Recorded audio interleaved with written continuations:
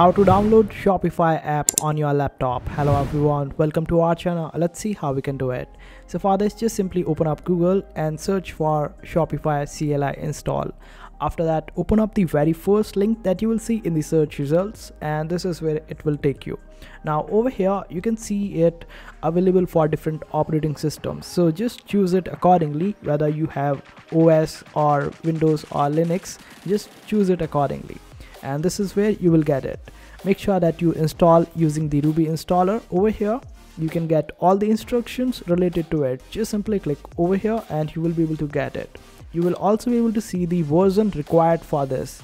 So after getting it, you can also scroll down and check out different commands related to it, whether you want to get the themes or other stuff. And you can also verify your installation by using this particular command. So just use these commands and verify your installation and you will be good to go. And this is how you get Shopify app on your laptop.